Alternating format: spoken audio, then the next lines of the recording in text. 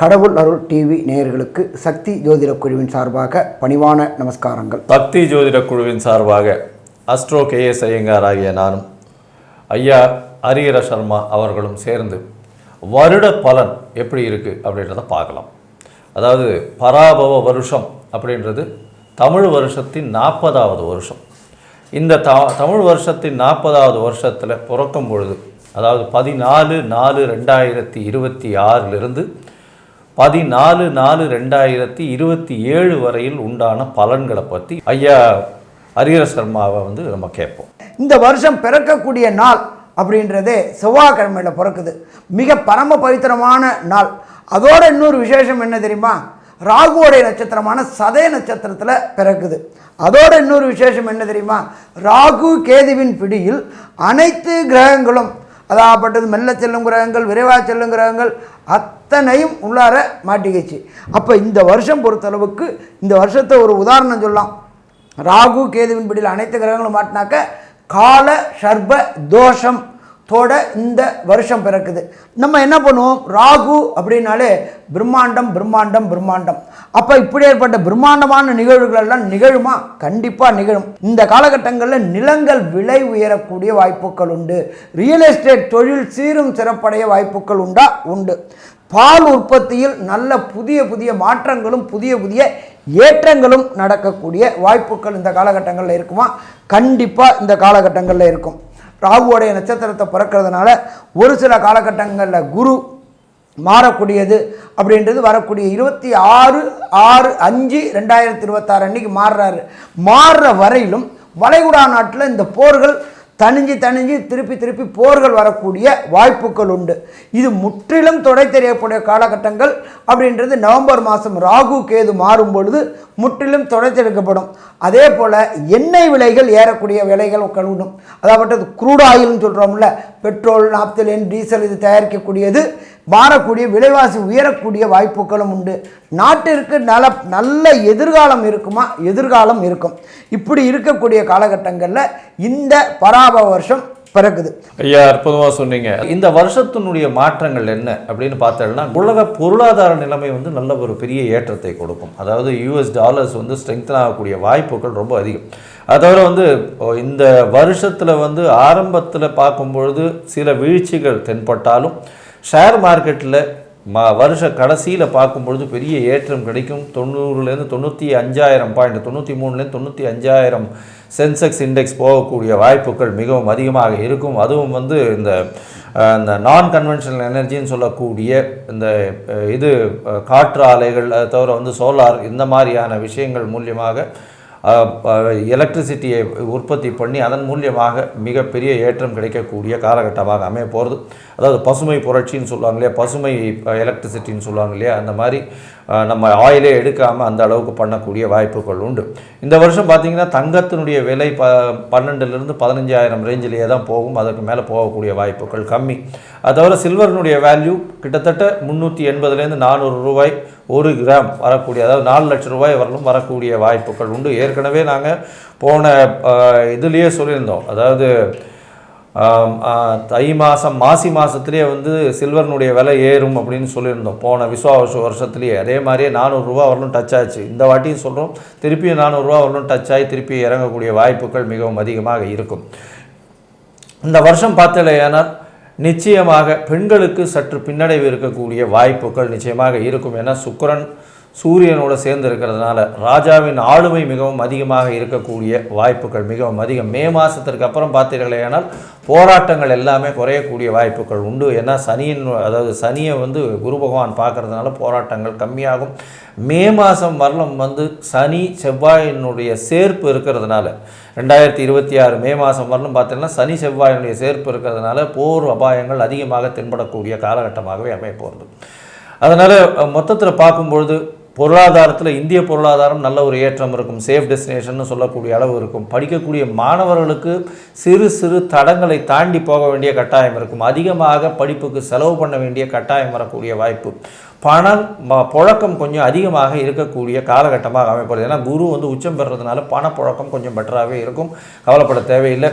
இந்த வருஷம் பார்த்தீங்கன்னா மழையும் மிதமான மழையாக இருக்கும். அது தவிர வந்து உங்களுக்கு சில இடத்துல வெள்ளம் வரும், தேவையற்ற உயிரிழப்புகள், இந்த ட்ரெயின் அந்த மாதிரியான சம்பந்தப்பட்ட நெருப்பு சம்பந்தமாக உயிரிழப்புகள் இந்த வருஷம் வரக்கூடிய வாய்ப்புகள் நிச்சயமாக உண்டு. சரி, இந்த வருஷம் ஒரு ராசியாக மேஷம் முதல் மீனம் வரை என்னென்ன மாற்றங்கள் வரும் அப்படின்றத வந்து இப்போ ஒன்றொன்னா பார்க்கலாம். கும்பராசி நேயர்களே, அவிட்டம் சதயம் பூரட்டாதி இந்த 3 நட்சத்திரம் 9 பாதங்களை கொண்ட ராசி. ராசியின் அதிபதி சனி, ராசிக்கு 2ஆம் இடத்துல 7.5 சனி நடக்கிறது, பாத சனி நடக்கிறது.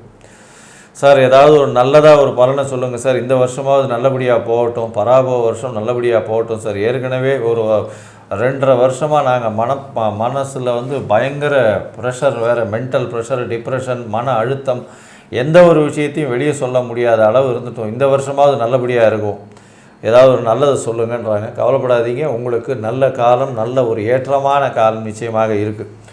இந்த காலகட்டத்தில் பார்த்தாலேயானால் ராசிநாதன் 2ஆம் இடத்துல இருக்கிறதுனால மன குழப்பங்கள் சற்று கம்மியானாலும் பண வரவுக்கு நிச்சயமாக அதிகமாகவே இருக்கும். பண வரவு நல்லபடியாகவே இருக்கும். பேச்சில் ரொம்ப ஜாகிரதையாக இருக்கும். பேச்சில் ஜாகிரதையாக இருக்கிறது நல்லது. குடும்பத்தில் சிறு சிறு சச்சரவுகள் வரக்கூடிய வாய்ப்புகள் நிச்சயமாக உண்டு. அதனால் கொஞ்சம் பொறுமை காப்பது ரொம்பவுமே நல்லது. யாருக்கும் தேவையில்லாமல் ஜாமீன் கையெழுத்து போடுறது, நான் முன்னாடி போய் கையெழுத்து போடுறது, நான் சொல்கிறது இந்த மாதிரியான விஷயங்கள்லாம் வச்சுக்காதீங்க. அது வந்து பிரச்சனையில் கொண்டு போய் விடும். ஏன்னா 7.5 வேறு நடக்கிறது. கடைசி 2.5 வருஷம் கொஞ்சம் ஜாகிரதையாக பொறுமையாக போகிறது நல்லது. இந்த வருஷம் பார்த்தீங்கன்னா உங்களுடைய ராசிக்கு 5ஆம் இடத்துல இருக்கக்கூடிய குரு பகவான் மூலியமாக புத்திர பாக்கியம் ஏற்படக்கூடிய வாய்ப்பு, உங்களுடைய பதவி புகழ் அந்தஸ்து கௌரவம்லாம் ஏறக்கூடிய வாய்ப்புகள் நிச்சயமாக இருக்கும். இந்த கும்பராசிக்காரர்களுக்கு என்ன ஒரு பெரிய விஷயம்னா, குரு பகவான் 5ஆம் இடத்துல இருக்கும்போது உங்களுடைய ராசியை பார்த்துடுறார். அவர் வந்து 6ஆம் இடத்துக்கு போகும்போது உங்கள் ராசியின் அதிபதியை பார்த்துடுறார். ஸோ ஏதோ ஒரு வகையில் குரு பகவானுடைய பார்வையோ டச்சு இருந்துகிட்டே இருக்குது.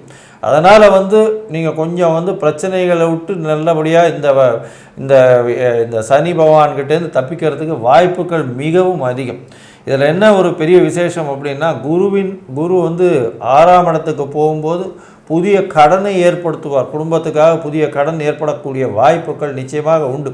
மே மாத கடைசியில் வந்து குரு பகவான் பெயர்ச்சி அடைகிறார், உச்சம் பெற்று போகிறார். உச்சம் பெற்று போகும்போது 6ஆம் இடத்துல போய் இருக்கார். லாபங்களில் கடன் மூலியமாக லாபங்கள் அதிகமாகும். பார்ட்னர்ஷிப் பிஸ்னஸில் பார்த்தீங்கன்னா அதிகமாக கடனை வாங்கி உள்ளே போட்டு லாபங்களை சம்பாதிக்கணும்னு பார்ப்பீங்க. கொஞ்சம் ஜாக்கிரதையாக பொறுமையாக பண்ணுறது ரொம்பவுமே நல்லது. இந்த காலகட்டத்தில் உங்களுடைய ராசிக்கு 7ஆம் இடத்துல சப்தமத்தில் குரு பகவான் 10ஆம் மாதத்துக்கு மேலே பயிற்சி ஆகிறார். 10ஆம் மாதத்துக்கு மேலே போகும்போது அப்போது திருமண யோகம் உண்டு. திருமண பாக்கியம் பார்த்து கொண்டு இருப்பவர்களுக்கு 10ஆம் மாதத்துக்கு மேலே நல்ல ஒரு ஏற்றம் இருக்குது. என்ன சார் கேத்து இருக்கே சார், அப்புறம் எப்படி சார் அப்படின்னு கேட்டிங்கன்னா, கேத்து பகவான் 11ஆம் மாதம் 6ஆம் இடத்துக்கு வந்துடுறார். நல்ல ஒரு ஏற்றம்.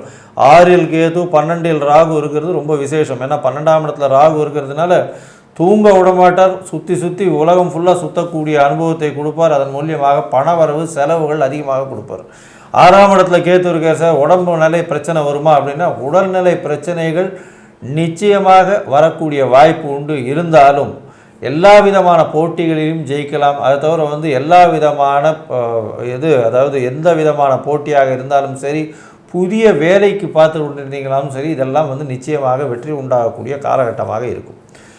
சரி, இந்த கும்பராசிக்காரர்களுக்கு இந்த ராகுவினுடைய மாற்றம், ராகு கேத்துவினுடைய மாற்றம், அது தவிர சனியினுடைய 2ஆம் இடத்தில் இருக்கக்கூடிய 7.5 சனியினுடைய பாதிப்பு, குருவினுடைய பார்வை மூலியமாக எந்த அளவுக்கு மாற்றங்களை ஏற்படுத்தும் இந்த பராபவ வருஷத்துலன்னு கேட்போம். அதை தவிர வந்து உங்களுடைய தசாபுக்தி அந்தரம் சூக்ஷ்மம் அந்த அளவுக்கு விசேஷமாக இல்லை இந்த கோச்சாரத்துக்குன்னா, எந்த கோவிலுக்கு போயிட்டு வந்தால் நல்லபடியாக இருக்கும்னு நம்ம ஐயா கிட்ட கேட்போம். நல்லா அற்புதமாக சொன்னீங்க.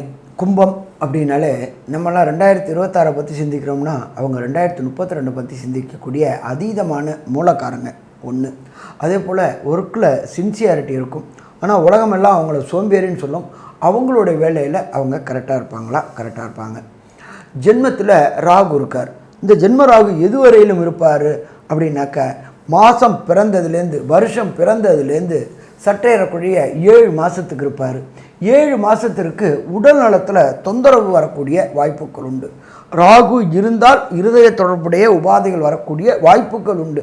ஆனால் தசாபுத்தி அந்தரம் நல்லா இருந்துச்சு அப்படின்னா அது பெரிய அளவுக்கு பாதிக்காது, இல்லைன்னா பாதிப்பு ஏற்படுத்தக்கூடிய உண்டு. அதே போல் இந்த கும்பராசியை சேர்ந்த நண்பர்கள் பார்ட்னர்ஷிப்புக்கு தொழிலுக்கு சரிப்பட்டு வருவாங்களா அப்படின்னா சரிப்பட்டு வர மாட்டாங்க. ஏன் அப்படின்னாக்கா 7ஆம் இடத்து அதிபதி அப்படின்றது நம்மளுடைய லைஃப் பார்ட்னர் மற்றும் தொழில் பார்ட்னர். அதற்கு உண்டானவர் சூரியன். சூரியனோட பையன்தான் சனி, சனி பகவானுடைய தகப்பன் தான் சூரியன். இவங்க 2 பேருக்கும் எப்போதுமே ஆகாது. இந்த கும்பராசியை சேர்ந்தவர்கள் தொழிலில் பார்ட்னர் தொழில் செய்வதை தவிர்ப்பது நல்லது. இல்லை சாமி நான் பார்ட்னர் பண்ணிகிட்ருக்கேனே, நான் எப்படி வெளியில் வருது? வெளியில் வர வேண்டாம், அவர் கூடவே இருந்துக்கிட்டு வாட்ச் பண்ணுங்கள். ஏன்னு கேட்டிங்கன்னா பல நேரங்களில் உங்களை ஏமாற்றக்கூடக்கூடிய வாய்ப்புகள் உண்டு. எப்படின்னு கேட்டிங்கன்னா நம்பிக்கை எடுக்கக்கூடிய வாய்ப்புகள் உண்டு. 7ஆம் இடத்துல கேது இருக்கிறாரு. கேது எகைன் சூரியனுடைய வேலையை செய்யணும். அதனால் எச்சரிக்கையோடு இருங்க, விழிப்புணர்வோடு இருங்க. எந்த வேலையாக இருந்தாலும் அவர் கூட இருந்தே செய்ய பழகுங்க. சரி, கணவன் மனைவிக்குள்ளார ஒற்றுமை குறையக்கூடிய வாய்ப்புகள் உண்டாகுமா? ஒற்றுமை குறையக்கூடிய வாய்ப்புகள் உண்டாகும். இது எது வரையிலும் அப்படின்னாக்க 11ஆம் மாதம் வரையிலும். அதற்கப்புறம் அவர் மாறிடுறாரு. மாறின ராகுக்கு எது நல்லதாக இருக்குமா? நல்லதாக இருக்கும்.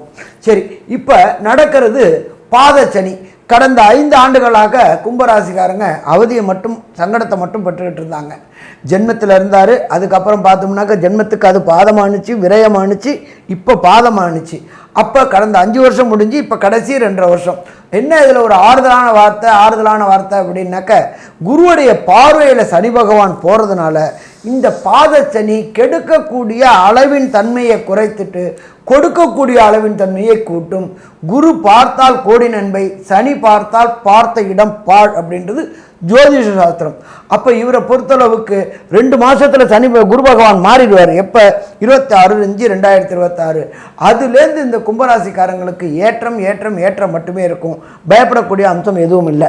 சரி, ஒரு சில கும்பராசி என்பவர்களுக்கு தசாநாதனும் புத்திநாதனும் அந்தரநாதனும் சூட்சமநாதனும் சரியில்லை அப்படின்னா செய்யக்கூடிய பரிகாரம் அப்படின்றது தேனி மாவட்டம் குச்சனூர் அப்படின்ற இடத்துல சனி பகவானுக்கு தனி சன்னிதானம் இருக்குது.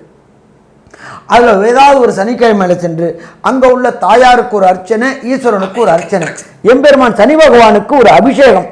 இந்த அபிஷேகம் பண்ணிட்டு வந்தீங்க அப்படின்னு சொன்னாக்க, அபிஷேகம் பண்ணி அந்த அபிஷேக தீர்த்தத்தை வாங்கி குடிச்சிங்கன்னாக்க வரக்கூடிய பிரச்சனை, வந்த பிரச்சனை, சூரியனை கண்டவிட்டு எப்படி பனி விலகுதோ அதே மாதிரி விலகும். சரி, அடுத்தது நீங்கள் இருக்கிற இடத்துக்கு பக்கத்தில் உள்ள ஏதாவது ஒரு ஈஸ்வரன் கோயிலில் உள்ள நவகிரகத்தில் உள்ள சனி பகவானுக்கு இந்த பராப வருஷம் தொடங்கிய நாள்லேருந்து பராப வருஷம் முடியக்கூடிய ஒவ்வொரு சனிக்கிழமையும் சனி ஓரையான கார்த்தால 6 to 7 3 எழுதியும் 9 முறை பிரதட்சணம் பண்ணிட்டு வாங்க. அடுத்தது அந்த மாதத்தின் கடைசி சனிக்கிழமையில பொறுத்தளவுக்கு தயிர் சாதமோ எள் சாதமோ பண்ணி அது சுவாமிக்கு நைவேத்தியம் பண்ணிட்டு வாங்க. வாய் வாழ்த்தாவிட்டாலும் வயிறு வாழ்த்தும் அப்படின்றத பொறுத்தளவுக்கு இந்த எளிய பரிகாரங்களை பண்ணிட்டு வந்தீங்க அப்படின்னு சொன்னாக்க வரக்கூடிய பிரச்சனை, வந்த பிரச்சனை அத்தனையும் விலகும்.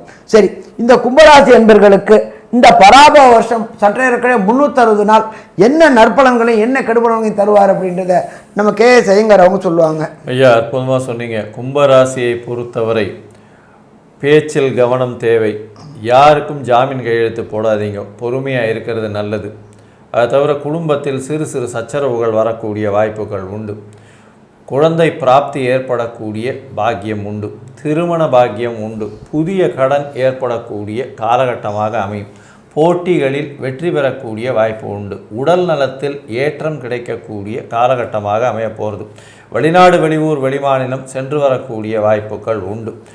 அதை தவிர போட்டி எக்ஸாம்ஸ், அதாவது காம்படிட்டிவ் எக்ஸாம்ஸில் வெற்றி பெறக்கூடிய வாய்ப்புகள் 11ஆம் மாதத்துக்கு மேலே இருக்கும். தூக்கம் கெடக்கூடிய வாய்ப்புகள் உண்டு. அலைச்சல் கொஞ்சம் அதிகமாக இருக்கக்கூடிய வாய்ப்புகள் உண்டு. தாயின் உடல்நிலையில் ஏற்றம் இருக்கக்கூடிய வாய்ப்புகள் உண்டு. தந்தையின் உடல்நிலையில் சற்று பின்னடைவு இருக்கக்கூடிய வாய்ப்புகள் நிச்சயமாக இருக்கும். அது தவிர பார்ட்னர்ஷிப் தொழிலில் மிகவும் ஜாகிரதையாக இருக்கிறது நல்லது. இன்வெஸ்ட்மெண்ட் அதிகமாக போடாமல் இருக்கிறது மிகவும் நல்லது. சொந்த தொழில் பண்ணுபவர்களுக்கு இந்த காலகட்டத்தில் பணவரவிற்கு பஞ்சம் இருக்காது. மொத்தத்தில் பார்க்கும் பொழுது இந்த கும்பராசிக்காரர்களுக்கு இந்த பராபவ வருஷம் ஒரு ஏற்றமான வருஷமாக இருக்கும். இருப்பினும் சனி பகவானுடைய தாக்கம் நிச்சயமாக இருக்கும். கேதுவினுடைய தாக்கம் உடல் நலத்தை பாதிக்கக்கூடும் அப்படின்றதையும் சொல்கிறோம். இந்த பராபவ வருஷம் கும்பராசிக்காரர்களுக்கு 80% மாற்றங்களும் ஏற்றங்களும் இந்த காலகட்டத்தில் அமையும் அப்படின்னு இந்த சக்தி ஜோதிட குழு சொல்லுது. நன்றி, நமஸ்காரம். கடவுள் அருள் டிவியை பார்த்தமைக்க நன்றிகள். மேலும் இது போன்ற தகவல்களை தெரிந்து கொள்ள கடவுள் அருள் டிவியை சப்ஸ்கிரைப் செய்யுங்கள். மறக்காமல் பெல் ஐக்கானை கிளிக் செய்யுங்கள்.